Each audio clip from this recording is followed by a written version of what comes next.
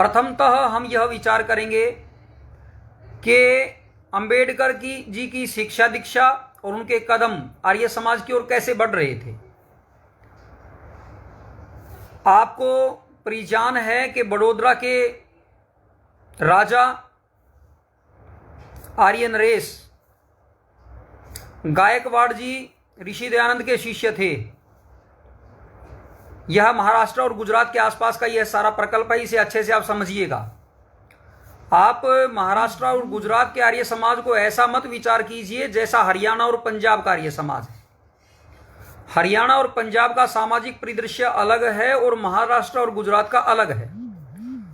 और डॉक्टर अंबेडकर जी महाराष्ट्र के थे, उनका साहित्य अधिकांश मराठी में है।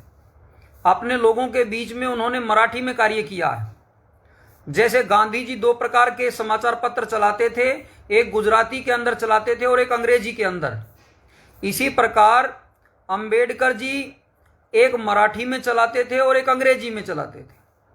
अर्थात इन्हें अपने लोगों को क्या बताना था और देश के शासकों को क्या बताना था, यह दो प्रकार की अवधारणाएं ये रखते थे। राजनीति इसको समझना चाहिए, प्रत्येक आर्य युवक इसको समझे कि हमारा एक तो वह वर्ग होता है जो हमारा समर्थक होता है और एक वह वर्ग होता है जिससे हमें मांग करनी है, जिससे हमें कुछ प्राप्त करना है।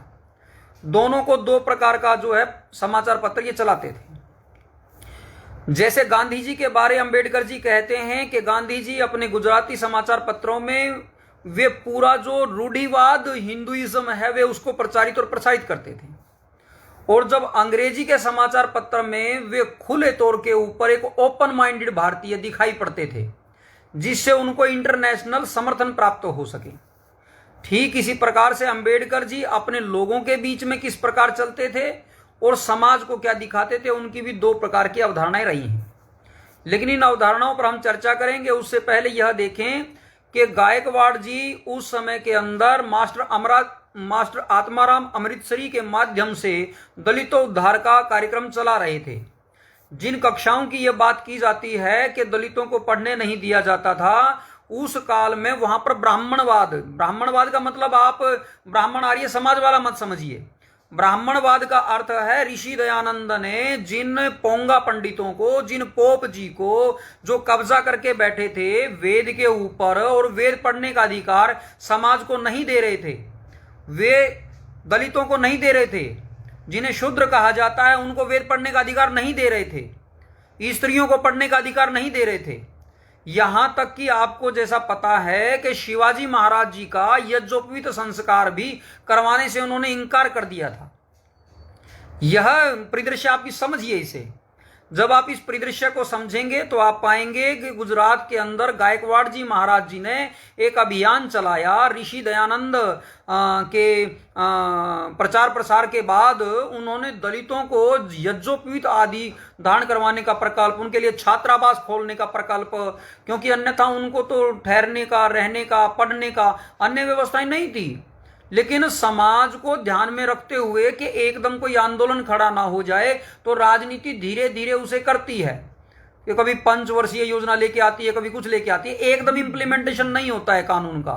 तो जब इस प्रकार वे कर रहे थे तो उसी दलितों के युवकों के पढ़ने के उसी प्रकल्प में अंबेडकर जी की भी छात्रवृत्ति वहां दी जाती थी। तो आर्य समाज का सहयोग प्रारंभ हुआ। इसके बाद 1913 में जब ये लगभग 10वीं और BA आदि कर चुके तो 1913 के अंदर लंदन पढ़ने के लिए जाते हैं। तो जब लंदन पढ़ने के लिए जाते हैं तो इनकी स्कॉलरशिप की व्यवस्था भी आर्य समाज का जो मास्टर आत्माराम अमृतसरी जी हैं वे गायकवाड़ आर्य नरेश जी से कह करके इनकी स्कॉलरशिप का प्रबंध करवा देते हैं। और जब स्कॉलरशिप का यह प्रबंध करवाया जाता है तो उसमें एक अनुबंध होता है कि वहां से आने के बाद आपको 10 वर्ष तक राज्य की सेवा करनी पड़ेगी। कोई भी व्यक्ति छात्रवृत्ति देता है तो छात्रवृत्ति की एवज में इस प्रकार के अनुबंध रहते हैं। आज भी इस प्रकार के अनुबंध हैं। अगर स्कॉलरशिप कोई भी उसको ग्रहण करेगा तो स्कॉलरशिप के नियमों का उसे पालन करना पड़ता है।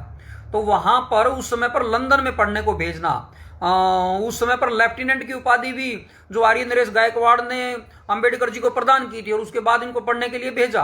तो जब ये वहां से आ गए तो आने के पश्चात इन्होंने जब सेवा आदि के कार्य में शुरू किया तो वहाँ पर नहीं इनका मन लगता है और पढ़ाई में ये प्रयास करते हैं या समाज सुधार में प्रयास करते हैं। मूक नायक नाम का पत्र ये 1920 में निकाल लेते हैं। तो 1924 के अंदर ये पत्र लिखते हैं कि मैं जो अनुबंध है उस अनुबंध का पूर्ण पालन नहीं कर पाऊंगा, मुझे इसे विमुक्त किया जाए। और इसका माध्यम भी आर्य समाज बनता है। मास्टर आत्माराम अमृतसरी पत्र लिखवाते हैं और पत्र के माध्यम से जो आर्य नरेश गायकवाड़ जी हैं उनसे यह अनुमति ले ली जाती है कि इनको अनुबंध से मुक्त किया जाता है। और इनको अनुबंध से जब मुक्त कर दिया गया तो हमारे एक और दूसरे आर्य नरेश हैं जहां पर मास्टर आत्माराम अमृतसरी ने वहां पर भी कार्य किया, बड़ोदरा में भी और कोल्हापुर में भी।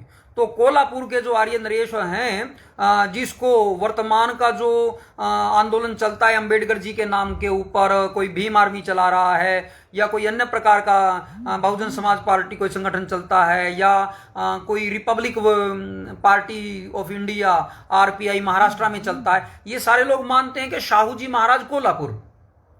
तो अब यहां से शाहू जी महाराज कोल्हापुर का प्रवेश होता है। तो शाहू जी महाराज कोल्हापुर भी ऋषि दयानंद के शिष्य वे भी आर्य नरेश। अब उन्होंने इनका समर्थन करना शुरू किया और उन्होंने कहा एक दिन वो समय आएगा जब अंबेडकर जी संपूर्ण भारतवर्ष के वरिष्ठ नेताओं में से एक होंगे, क्योंकि उनका यह चिंतन था कि भारतवर्ष की जो ये जनसंख्या है जिसे दलित कहा जाता है, अस्पृश्य कहा जाता है, उनके उद्धार के लिए जो कार्य कर रहा युवक है निश्चित वह एक दिन आगे बढ़ेगा। तो इस प्रकार से वो प्रयास कर रहे थे। तो उसी समय के ऊपर ये सारा प्रकल्प बढ़ता चला गया। तो इसी समय पर आप देखेंगे, मैं थोड़ा सा आपको बैक में लेकर के जाऊंगा और जब मैं बैक में लेकर के जाऊंगा तो 1920 के अंदर जब डॉक्टर बाबा साहब अंबेडकर, भारत रत्न अंबेडकर मूक नायक पत्र निकाल रहे होते हैं तो उसी समय के ऊपर हमारे स्वामी श्रद्धानंद जी जिन्होंने गुरुकुल कांगड़ी चलाया, आप इसे समझिए, गुरुकुल कांगड़ी और ये डीएवी दो वर्ग बने थे। आर्य समाज दो भागों में बंट चुका था और ये बंटने के बाद इन्होंने मूल विद्या को प्रचारित और प्रसारित किया। हमारे जो पंडित लेख राम जी को, जो ये एंग्लो पार्टी थी जो मूल रूप से धर्म को प्रसारित और प्रसारित नहीं करना चाहती थी, जिसने अष्टाध्यायी के पठन पाठन की जो योजना हमारे पंडित गुरुदत्त विद्यार्थी पर रोक लगा दी थी, उसके बाद जो विक्षोभ पैदा हुआ, उसके बाद ये दो धड़े बने, तो इसी से गुरुकुल और स्कूल की पार्टी बनी। अगर आर्य समाज विधि पूर्वक ऋषि दयानंद के मंतव्य के अनुरूप, ऋषि दयानंद के मंतव्य के अनुसार शिक्षा पथ चलाता तो उस शिक्षा पथ के माध्यम से, उस शिक्षा के माध्यम से हमारे देश में जो क्रांति, गुरुकुलीय क्रांति एक बहुत बड़ी खड़ी हुई, जिसने गुरुकुल कांगड़ी का से बहुत से लोग निकलने थे, लेकिन जब वहां से निकले तो उन बालकों के साथ साथ स्वामी श्रद्धानंद भी निकले।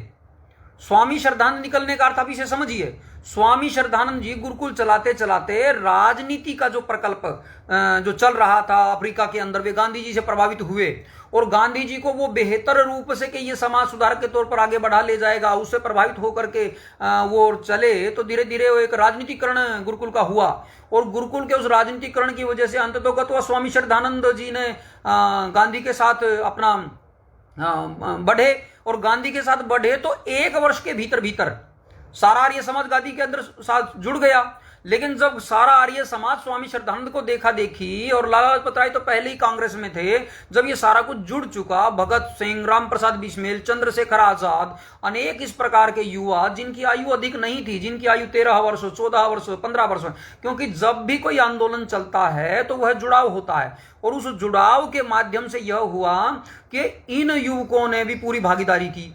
लेकिन एक वर्ष के भीतर ही गांधी जी की जो सच्चाई है वो सबके सामने आ गई और जब सबके सामने आ गई तब आई कि जब दलितोद्धार का एक प्रस्ताव पेश किया, दलितोद्धार का प्रस्ताव पेश किया हमारे स्वामी श्रद्धानंद जी ने कि कांग्रेस दलितों का उद्धार करे, कांग्रेस अब इनको इनका अधिकार दे।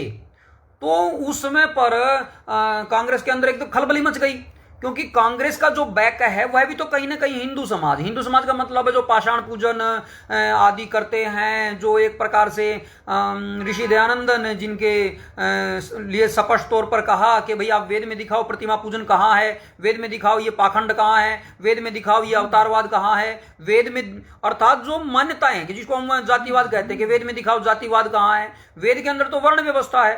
तो वेद के अनुरूप जब ये बात चलती है कि इन दलितों का उद्धार इस प्रकार किया जाए और कांग्रेस पार्टी इसमें सहयोग करे, तो कांग्रेस पार्टी में खलबली मच गई।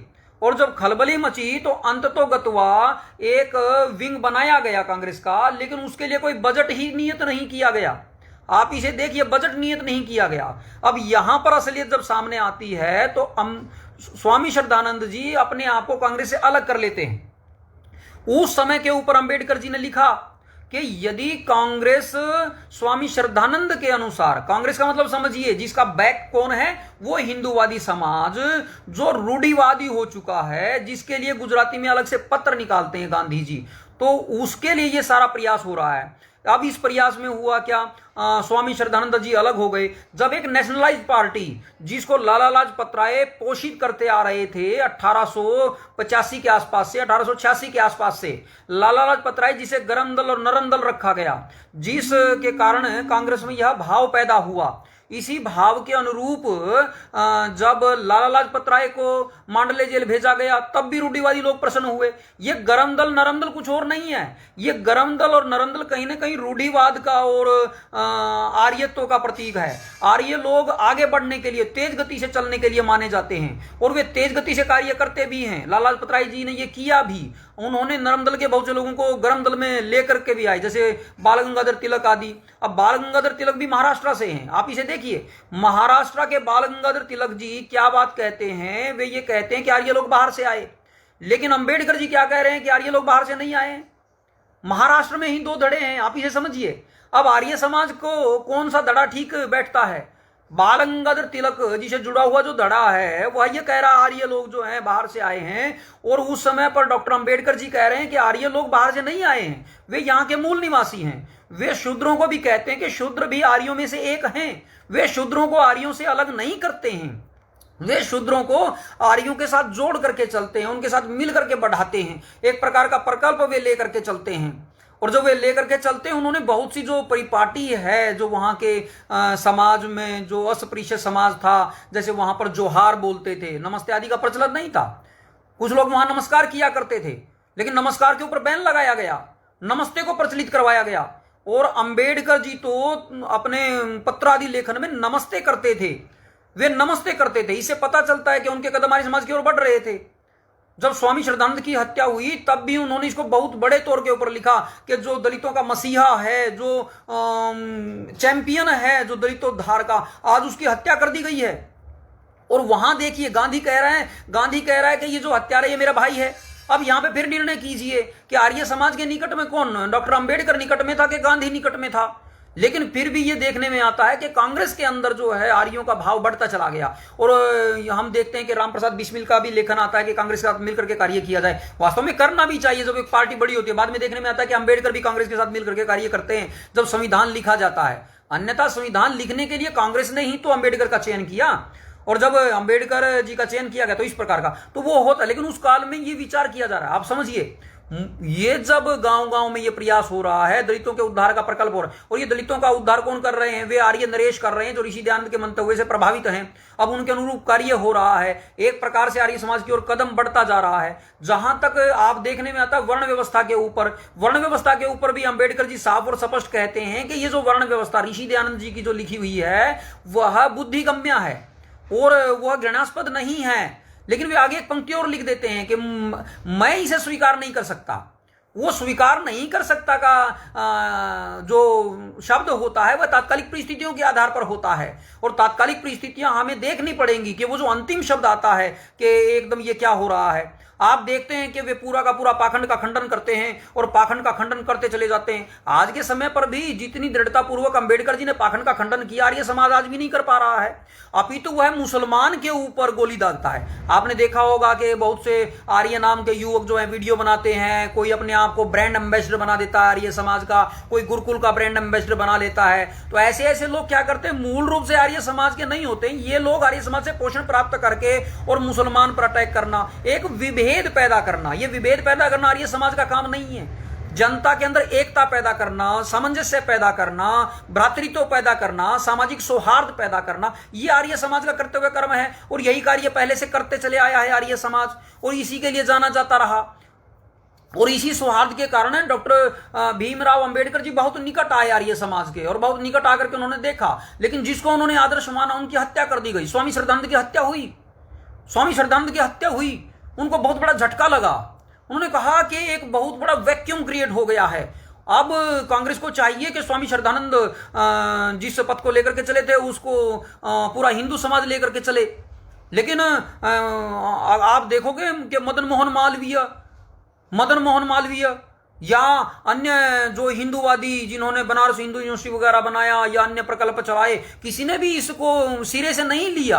ये कहा जरूर कि भाई हाँ ये भी हिंदूवादी हैं और ये भी समाजी भी हिंदू हैं, ऐसा करके भाव चलता है। तो जब वो ऐसा चलता है तो लेकिन वो कदम कौन उठाएगा? ये कदम कौन उठाएगा? ये कदम नहीं उठाया गया। उसके बाद लाला लाजपत राय जी इसके लिए कार्य कर रहे थे। लाला लाजपत राय जी की भी हत्या हो गई, लाला लाजपत राय भी मारे गए। अब आर्य समाज के दो दिग्गज, ये दो दिग्गज जो सामाजिक तौर पर बहुत ही तेज गति से कार्य कर रहे थे और राष्ट्रीय नेतृत्व को प्राप्त हो रहे थे, इसके बाद की परिस्थिति हम देखते हैं। इसके बाद की परिस्थिति हम देखते हैं तो आर्य समाज राष्ट्रीय पटल पर कभी खड़ा नहीं हो पाया है। राष्ट्रीय पटल पर जब खड़ा नहीं हो पाता है तो ये समय आ गया लगभग 1950 के आसपास का। जब 1950 के आसपास का ये समय आता है तो उस समय पर संविधान लिखने का प्रकल्प होता है। फिर तो सारे देश में एकता की भाव होती है। फिर तो सारे देश में कहा जाता है मिलजुल करके इस देश को हमको चलाना है। अंग्रेज तो जाने वाले हैं। जब ये अंग्रेज जाने वाले हैं तो अब संविधान लिखा जाएगा। अब संविधान लिखा जाएगा तो उस समय पर आर्य विद्वानों ने बहुत बड़ा प्रयास किया। आर्य विद्वानों ने जो उस समय की जो सभा थी, उस समय के जो विभिन्न लोगों को जो पत्र लिखे जाते थे, उसके विषय में समाधान किए जाते थे, ये सारा ग्रुप उसमें होता था। उस समय के अगर आप पत्र देखोगे, अंबेडकर जी से पुस्तकों के परिशिष्ट लिखवाए गए। आर्य हमारे विद्वानों ने उसमें बहुत बड़ा प्रयास किया है। उन्होंने डॉक्टर भीमराव अंबेडकर जी से अपनी पुस्तकों के परिशिष्ट लिखवाए। उनमें उस समय पर वे लिखते हैं कि मेरी अभी तक हिंदू धर्म के बारे जानकारी पूरी नहीं है, मेरी जानकारी अभी अधूरी है, अभी मुझे बहुत सा ज्ञान प्राप्त हो रहा है। यहाँ तक कि जो मायावाद का सिद्धांत है जिसे शंकराचार्य जी आदि चलाते हैं, उसके संबंध में और आर्य के संबंध में भी जो अवधारणा है उनकी तब जाकर के स्पष्ट होती है। कहते मेरा ज्ञान यहाँ बढ़ रहा है, मैं इतना अवश्य मानता हूं कि इस पुस्तक को पढ़ने से मेरे को यह हित हुआ है। इस प्रकार का वे स्वीकार कर रहे हैं। इसका अर्थ यह है कि वे जो बढ़ते चले आए हैं, वे जो आगे बढ़ रहे हैं। तो अब 1956 का समय आया है। उस समय पर क्या हुआ? गांधी की हत्या हुई 1950 में। जब गांधी की हत्या हो गई तो गांधी ने ही उसे जो कानून मंत्री बनवाया अंबेडकर जी को। अंबेडकर जी को जब वे कानून मंत्री बनाते हैं उसके बाद गांधी जी की हत्या हो गई। जब गांधी जी की हत्या हो गई तो फिर नेहरू जी का और पटेल जी की आपस में सामंजस्य था, ये सब भी हम जानते हैं। कितना किस रूप का दोनों का संबंध रहा। जब उन दोनों की परस्पर नहीं बनती है तो अंबेडकर जी के साथ कैसे किस प्रकार बन सकती थी? अंबेडकर जी तो फिर स्वाभिमान पूर्वक ही रह सकते थे, और स्वाभिमान पूर्वक अगर नहीं रखते थे उन्होंने तब तक एक नियम तो कर दिया था कि हिंदू के अंदर ही बौद्धों को ला दिया था, हिंदू के अंदर जैन को ला दिया था, हिंदू के अंदर सिख को ला दिया था। ये अलग अलग नहीं किए थे। उन्होंने राष्ट्रीय एकता का पूरा प्रयास किया उस काल में, तात्कालिक परिस्थितियों के अनुसार में। लेकिन जब उसके बाद देखा जाता है हिंदू कोड बिल को जब हम देखते हैं तो हिंदू कोड बिल के ऊपर आर्य समाज की जो स्पष्ट रूप से अवधारणा निकल करके नहीं आई। अंबेडकर जी जो हैं वे सुधारवादी प्रक्रिया को लेकर के चल रहे हैं, लेकिन यहाँ पर आर्य समाजियों में उस समय का उपाध्याय जी आदि काफी प्रयासरत थे। वहाँ में सरदेशिक सभा आदि के बहुत से विद्वान भी उस समय अपने व्यक्तिगत तौर पर थे। लेकिन एक मंच पर आकर के उसी समय पर प्रस्ताव पारित किया गया कि आर्य समाज राजनीति नहीं करेगा, आर्य समाज राजनीतिक मंतव्य नहीं देगा। आर्य समाज की नकेल कस दी गई। नकेल कस दी गई अपने जो तथाकथित सार्वदेशिक सभाओं के द्वारा। और इस नकेल कसने का परिणाम यह रहा कि हम ऐसे समाज के रूप में खड़े नहीं हो पाए जो दृढ़तापूर्वक जो रूढ़िवादी समाज खड़ा हो रहा था उसका विरोध कर सके। और उस समय डॉक्टर अंबेडकर को चाहिए था एक ऐसा समाज जो खड़ा हो सके और मुकाबला कर सके नागपुर में रह करके। तो उन्होंने नागपुर में कौन सी वो विचारधारा जो आर्यों को विदेशी बताती थी, विचारधारा जो नागपुर में बढ़ रही थी, उसी नागपुर में दशहरे के दिन अपनी मृत्यु के 22 दिन पूर्व 22 प्रतिज्ञाओं के साथ वे बौद्ध धर्म को अपना लेते हैं। तो यहां पर क्या है कि आर्य समाज खुल करके स्पष्ट रूप से वेद के अनुरूप क्रांतिकारी जो भाव है वह समाज में नहीं रख पाया। और जो राजनेता होता है या जो इस प्रकार के युवक सामाजिक कार्यकर्ता होते हैं वे प्रैक्टिकल चाहते हैं, हमें प्रैक्टिकल देना पड़ेगा, हमें प्रैक्टिकल रूप लाना पड़ेगा। आज समय आ गया है, आज इसका उत्तरदायित्व तो हमारे शंकराचार्यों का भी है, आज का यह उत्तरदायित्व तो हमारे पूरे हिंदू समाज का है, आज का यह उत्तरदायित्व तो पूरे चाहे कोई भी संगठन है, राजनीतिक पार्टी है या सामाजिक संगठन है या कोई आध्यात्मिक संगठन है, वो सबका है। अब ऐसा समय आ गया है, हमें भारतवर्ष को एक सूत्र के आधार से, एक सिद्धांत के आधार से निर्णित करना पड़ेगा।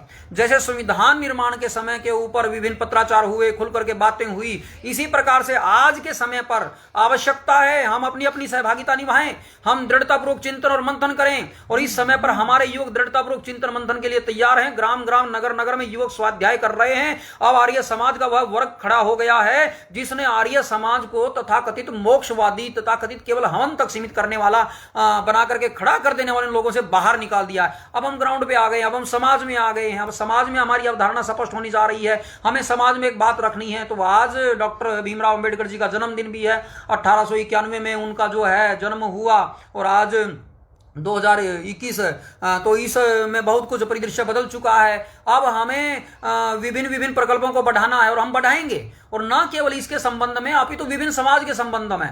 तो डॉक्टर भीमराव अंबेडकर जी आर्य समाज की ओर बने, लेकिन आर्य समाज को अपना प्रैक्टिकल स्वरूप देना पड़ेगा। तो इस प्रैक्टिकल स्वरूप के लिए आर्यों कमर कसो, आप कमर कसो, अपने गांव में कमर कसो, दृढ़तापूर्वक कमर कसो।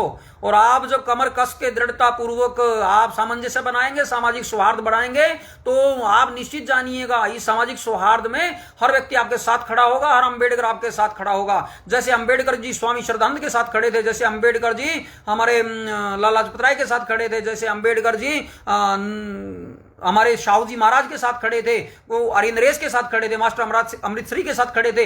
हमें सहयोग करना पड़ेगा, वह सहयोग से ही बात बनेगी, विद्वेष से नहीं बनेगी, आक्षेपण से नहीं बनेगी, आरोपण से नहीं बनेगी। ये जो वर्तमान में जो प्रणाली चलती है कि हमारे को तो दूसरे को जो छोटा ही दिखाना है करके, छोटा दिखाना करके नहीं है, सौहार्द से, प्रेम से, सामाजिकता से। और इस प्रेम और सामाजिकता के आधार से हम निश्चित जानिए वो दिन जल्द ही आएगा, भारत को एक सूत्र में हम पिरो देंगे और भारत की एकता को हम बढ़ा ले जाएंगे, क्योंकि वेद के आधार से वो होने वाला है। क्योंकि जहां तक जो शंका आती है, अंबेडकर जी की जो शंका आती है वेद के संबंध में, या जो वो इस प्रकार की आती है कि वे लोग वेद को कितना जानते हैं। हमारे जो अंबेडकर जी हैं वेद के संबंध में कहते हैं वेद में इतिहास है, वेद में राजा इंद्र के बारे है, वेद में गंगा के बारे है, वेद में सरस्वती के बारे है। वे इन अवधारणाओं पर बात कर रहे हैं। और ये जो अवधारणा है ये आर्य समाज की अवधारणा नहीं है, यह अवधारणा पूर्ण और अपूर्ण रूपेण से जो पाषाण पूजक समाज है, जो समाज ऋषि दयानंद के मंतव्यों, ऋषियों के मंतव्यों से सहमत नहीं है, उस समाज का है, उसको अब आर्यपथ पे आना पड़ेगा।